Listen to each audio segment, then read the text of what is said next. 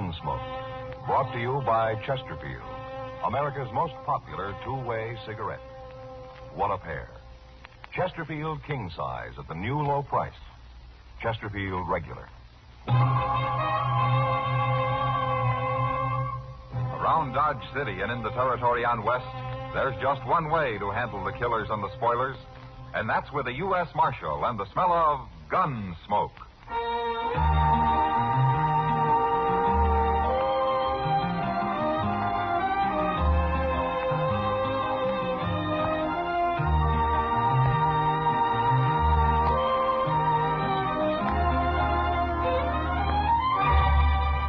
Gunsmoke, starring William Conrad, the transcribed story of the violence that moved west with young America, and the story of a man who moved with it. I'm that man, Matt Dillon, United States Marshal. The first man they look for and the last they want to meet. It's a chancy job, and it makes a man watchful and a little lonely.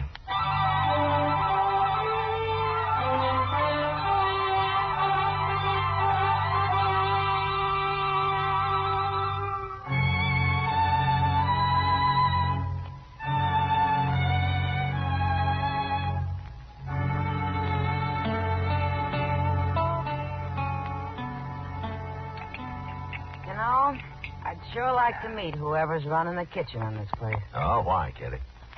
A cook that can make antelope stew taste like prairie dog ought to be something to see. Well, at least it's hot. No, it isn't. Oh, mine is.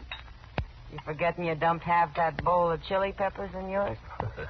Well, I've eaten here before, Kitty. Oh, hello, Marshal. Hello, John. You know what I'd do if I owned this place, Matt? Tear it down? No. Look, it's got tables and chairs and knives and forks and spoons. And out back, they got a kitchen all set up with a stove and everything. So? What's all here? I'd open a restaurant. You're spoiled, Kitty. Dodge isn't St. Louis, you know. St. Louis? I was there 6 months, 4 years ago. Hello, Matt. Oh, Kitty. How are you, Doc? Oh, I'm fine. Well, sit down, Doc. Sit down. Oh, thank you. Oh, well, what are you eating? Stew? That's what they call it, Doc. Ah. Well, I'll try a little anyway. Then I'm going to bed. At noon? I was up all night, Kitty, out at the Brandt place. Mrs. Brandt have a baby? Uh-huh, a boy. That's 5 I've delivered out there. You know, it seems to me it's about time they gave you one. Oh, no, gave me one. I've got enough trouble all by myself. But seriously, I'll tell you something, Matt. It's got so I'm afraid to be driving onto the prairie at all. More Indians, Doc? I ran into Sam Butler outside. He just drove in with his whole family and all his belongings loaded onto his wagon. Says he's quitting. Well, why? The Pawnees wiped out another family up near his place on the Smoky Hill River a couple of days ago. That's the second raid in the last 2 weeks. No wonder he's scared. Matt, he's telling everyone who will listen that it's a shameful thing for the law to be hiding out in Dodge while whole families are being slaughtered in the country. He is, huh? Yes. I thought you'd like to know. You sit with Kitty, Doc.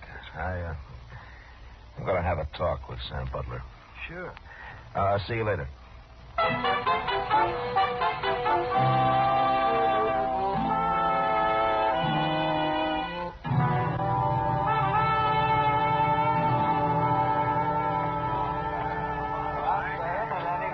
Stays out there and exposes his family to them murdering savages is plumb crazy. You can't fight a Pawnee war party all by yourself. And we sure ain't getting no help from the law around here. We can die and rot for all the law cares. Hello, Sam. Well, where you been hiding, Marshal? I hear the Pawnees made another raid up near you. If you call shooting and scalping a man and his wife and their 2 boys a raid, well, those men never had a chance to fight, far as I see. Men? Well, boys, but they were coming on 14 or 15, old enough to handle a rifle. But they got caught outside and never even made the house. I seen them lying there with my own eyes, Marshal. And if you'd seen them, you'd be doing something about it instead of sitting around here and dying. I'm not hired to fight Indians, Sam. That's the Army's job. And you ought to be out helping the Army. Every lawman in the country ought to. The Army doesn't need help. But there's something strange about those Pawnees. What's strange about them? They killed white men before. I'm sorry you're quitting, Sam. We need settlers out here. Not dead ones, you don't. No. No, not dead ones.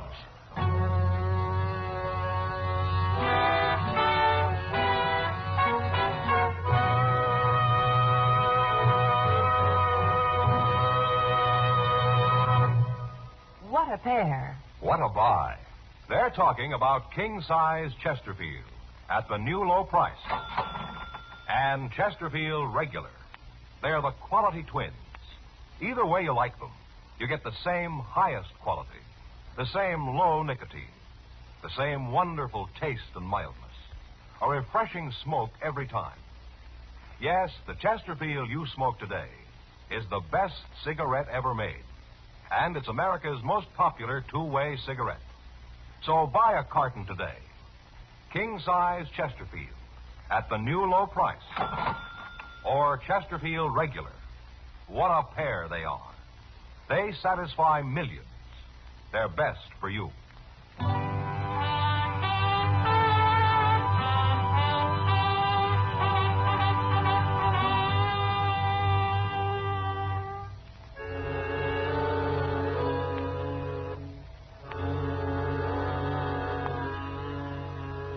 Chester and I left Dodge that afternoon, and toward evening the next day, we ran across a troop of cavalry camped on the Smoky Hill River. It was commanded by an officer who was new to this part of the country, a Captain Starr. He was anxious to make a success of his first expedition, but so far he hadn't even seen an Indian. I decided to stay with him for a while, and I'm glad I did. The next afternoon, while we were on the march, his scouts reported another settler's cabin burned. The family killed. At my request, Captain Starr filed his troop out in patrols while he and Chester and I rode forward to the scene of the slaughter.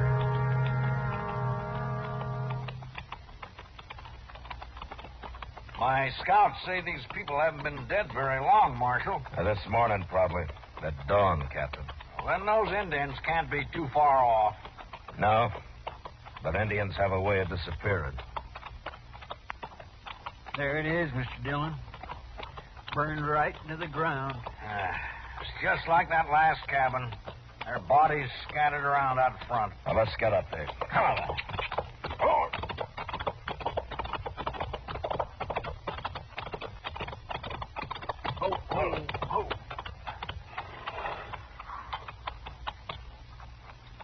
The whole family. Man and his wife and their boy. Look over there. Against the water barrel. Oh, my. It's a little girl. It's a little girl.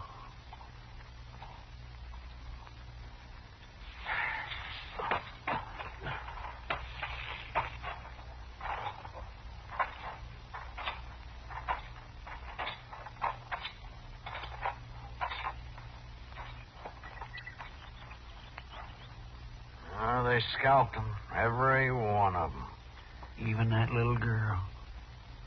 They even scalped her. At least they didn't torture them. Did they torture the other families, Captain? No, they didn't, Marshal. They shot them just like this and scalped them. Where are you going, Marshal? What is it?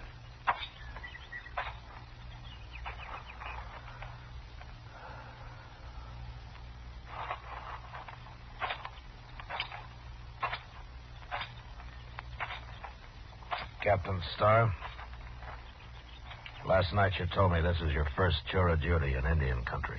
That's right, Marshal. Well, take a good look around here, Captain. Well, I have. All right. All three of these settler families were killed in the open, outside their cabins. Does that mean anything to you? Those Pawnees are pretty tricky. I guess they really surprised them. Yeah, they sure did. There are not many arrows around. If these people had had a chance to put up a fight, there'd be a lot of arrows. They were shot, Marshal, with rifles. Pawnees don't usually waste ammunition, Captain. There's a reason for it here, though. Well, what reason? Look at the ground. There are no tracks. Every sign of tracks have been dragged out with a blanket. Say, you're right. I hadn't noticed that. Well, there's another thing you haven't noticed, or maybe you didn't know about. Oh, what's that? That boy there. How old would you say he was? Oh, about the same age as the boys at the last place. Maybe 12, 13. Oh, Captain, that's old enough to be a brave in a couple of years if he was a Pawnee. What do you mean, if he was a Pawnee? They usually keep a boy that age. They don't kill him. They take him and try to make a brave out of him. Oh, well, I didn't know that. I know what is driving that, Captain. You don't think it was Pawnees that done this. Ain't that right, Mr. Dillon? Yeah, that's right. But the Pawnees are the only tribe around here we know of, Marshal. Captain, it's them tracks. Pawnees wouldn't hide their tracks. No, they wouldn't. What? A man wearing moccasins doesn't care about his tracks, Captain. He's got nothing to hide. I'm afraid I don't understand. It Marshal. wasn't Pawnees that did this. It wasn't Indians at all. It was white men. Marshal Dillon, it's impossible for me to believe white men could have done this. Is it, Captain? No white man would shoot that little girl over there and then scalp her. Did you ever hear what Chivington did to the Cheyennes at Sand Creek? Kill and scalp them all, he said, big and little. Nits make lights. Congress has repudiated that whole affair, Marshal. Well, it still happened. And it was still white men that did it.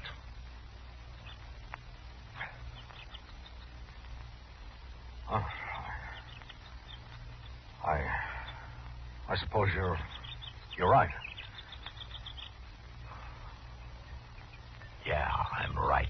But why did they do it? Horses. You see that corral out there? This man must have had 6 or 7 head of horses. Yes, the other settlers did, too. They stole the horses and probably whatever they could find in the cabins, and right now they're sitting around camp somewhere drinking coffee and laughing at all of us Indian hunters. Well, I'll find them. Now, it's a big country, Captain. I got a troop of cavalry out there, Marshal, over 100 men. All right, suppose you do find some riders with a bunch of horses. How are you going to know they're the men you're after? Well, these horses are branded, aren't they? With what brands? I don't know, but they must be registered somewhere. Maybe. But while you're out finding out all that, some other family's going to be slaughtered. There isn't time, Captain.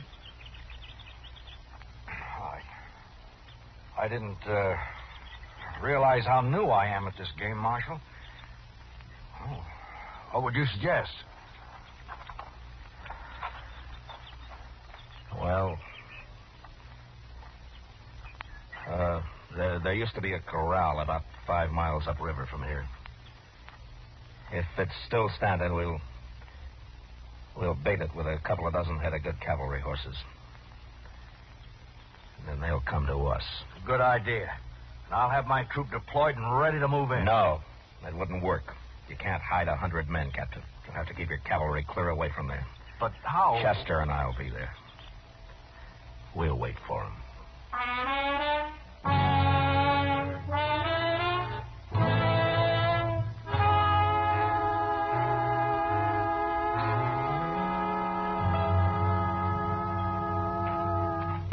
Here's another load of green branches, Mr. Dillon. I'll throw them on the fire, Chester. Let's have some more smoke, huh?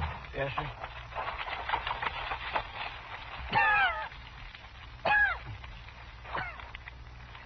Well, stand back, Chester. Yes, sir. Well, they ought to see that if they're anywhere this side of the Rocky Mountains.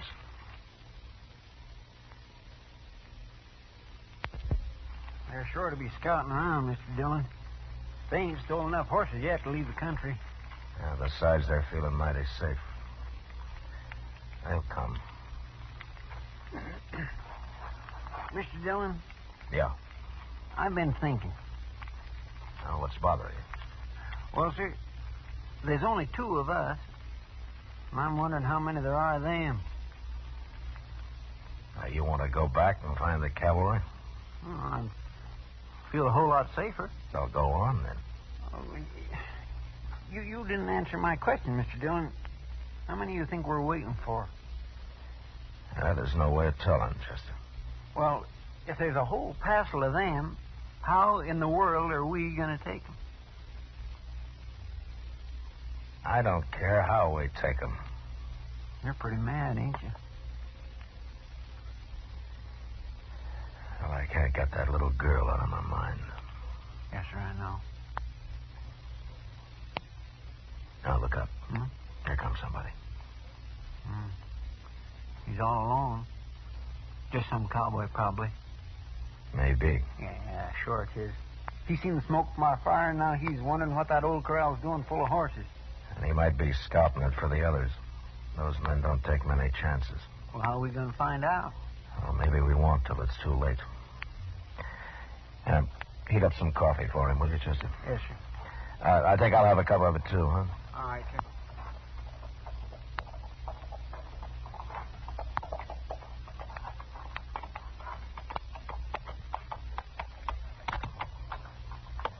Morning. Oh, get on, stranger. We'll have some hot coffee up in a minute. Well, let's try my horse. Oh. Sure used some coffee. Had to make dry camp last night. Oh? Well, you couldn't have been very far away. Why didn't you ride on down to the river here? Tell you why, mister, I was lost. I rode till after dark, and I got lost. Well, your horse could have found it for you. Maybe my horse ain't smart as yours. No offense. Sit down. Chester's bringing the coffee now. I've been sitting all morning. Here you are, mister. Oh. We ain't got no sugar. You men are traveling pretty light, ain't you? What do you mean? Here's your coffee. Oh, thanks, Chester. I mean, all them horses.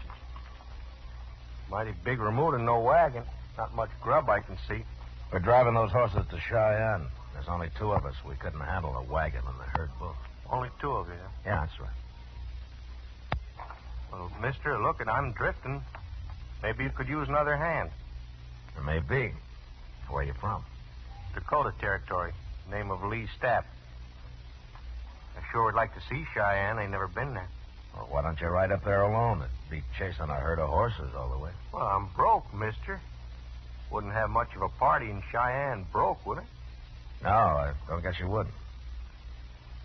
I'm a good hand. I work cheap. How about it?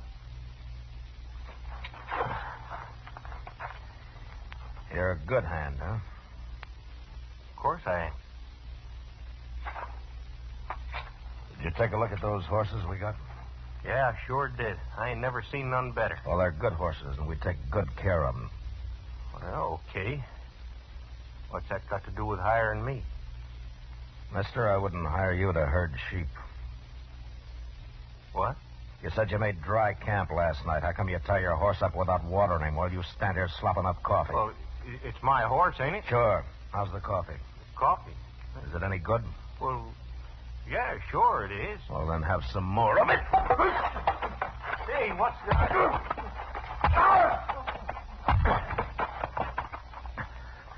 Chester. Yes, sir. Here. Catch his gun. Got it. All right, now go get some rope.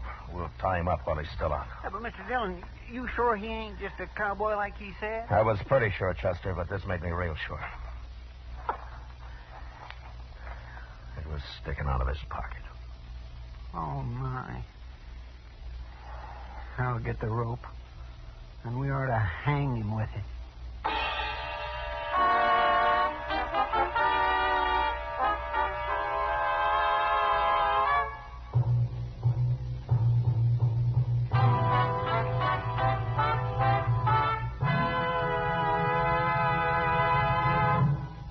We will return for the last act of Gunsmoke in just a moment. In regular or king size, you can get 'em either way. The best smoke ever made, the Chesterfield you buy today. Smokers coast to coast are changing, it's a cinch to do. Here's all you have to say to get the one that's best for you. Chesterfield's for me, Chesterfield's for me. You just say it's Chesterfield's for me. Friends, for your vacation, take along plenty of Chesterfield. Buy 'em by the carton. Chesterfield king size at the new low price. Chesterfield regular. What a pair. They're the quality twins. The same highest quality. The same low nicotine. Either way you like them, they're best for you. Smoke Chesterfield. It's America's most popular two-way cigarette.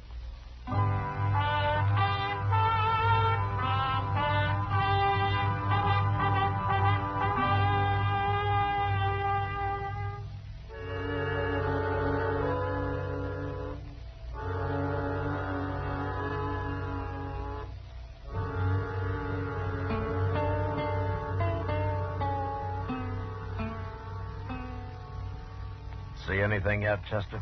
Yes, sir. There's some dust about a mile away, Mr. Dillon. Is it moving? Right this way. I'd guess maybe a half dozen riders. Now, your friends don't take many chances, do they? They ain't friends of mine. Well, I'll tell them that when they get here.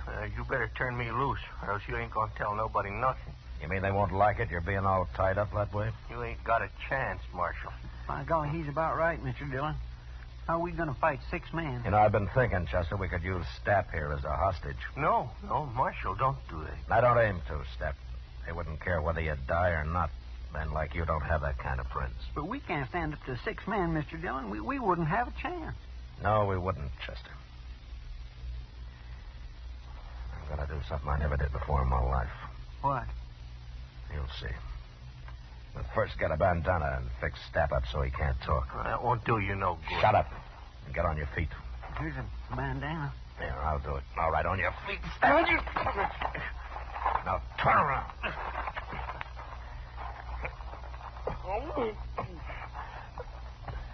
Get our rifles, Chester. Yes, sir. There. That'll keep you quiet, Stapp. All right, now walk.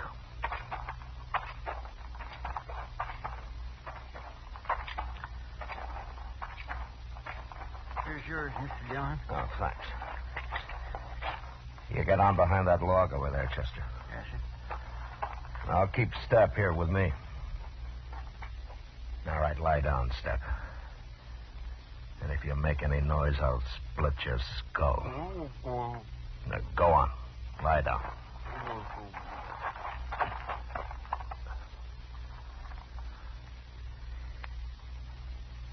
You okay, Chester? Yes, sir, fine. Keep the sun off your rifle. They're getting pretty close. Now, quiet. Mr. Dillon? What? What are we going to do now? Fight it out from here? Chester, I'd hate for either of us to get killed by men like them. When I start shooting, you start. Take whoever's on your side first and then work in. Yes, sir. Surprise them, huh? So they'll never know it. Shut up now. Here they come.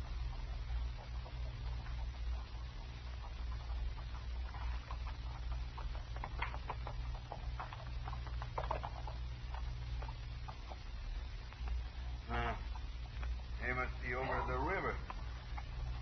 We'll get down and wait here for them. Maybe the Stapp's done killed them already. We didn't hear no shooting, did we? I don't like this gig. Stapp should have been back a long time ago. Stapp knows what he's doing. They're sure fine horses. Now, Chester!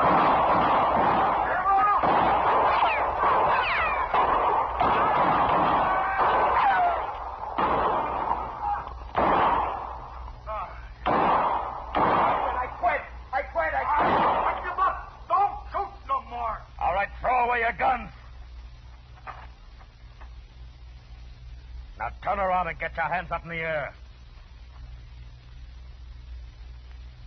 Chester, come over here. We killed 4 of them, Mr. Dillon. 4 of them. Prod Stapp up and bring him up to the fire. I'll handle these 2.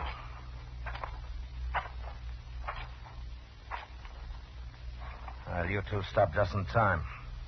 You can turn around now. Who are you? What'd you ambush us for? Well, you went and killed 4 men. I'm a U.S. Marshal, mister. You're lying. Am I? What kind of marshal would ambush a bunch of men like that? My kind. I untied his bandana, Mr. Dillon. No reason you shouldn't talk now. That was murder. That's what that was. That was plain murder. Sure was. Even if he is a marshal, he'll hang for this. He never give us a chance. You're right, mister. I didn't give you a chance.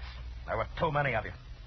Besides, I never knew any man that deserved a chance less than you. What are you talking about? We ain't done nothing. You haven't, huh?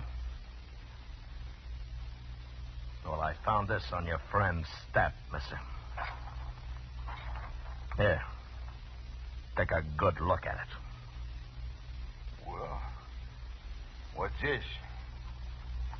This ain't nothing, just a little yellow ribbon. I burned the rest of it. You blasted fool, Stapp. I didn't get nothing else. It was just kind of a souvenir. I told you to get rid of everything. Stapp, I'm sorry you came in alone. I wish you'd been with the others.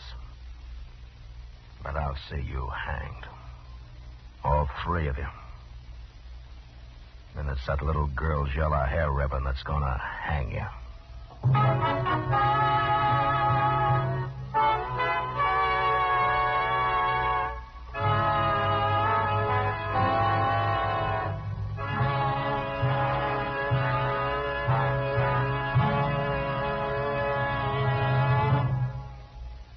L&M goes king size.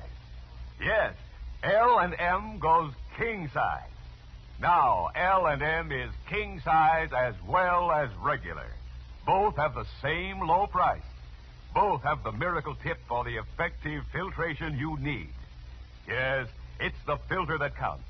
And L&M has the best. You get much more flavor, much less nicotine, a light and mild smoke. Yes, this is it.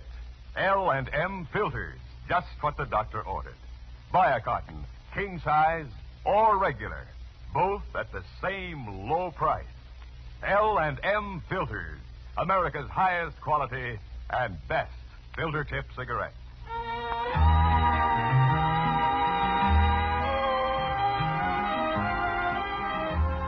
Gunsmoke, produced and directed by Norman McDonald, stars William Conrad as Matt Dillon, U.S. Marshal.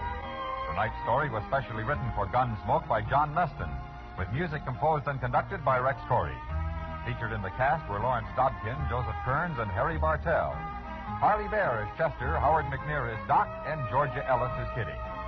Join us again next week as Matt Dillon, U.S. Marshal, fights to bring law and order out of the wild violence of the West in Gunsmoke.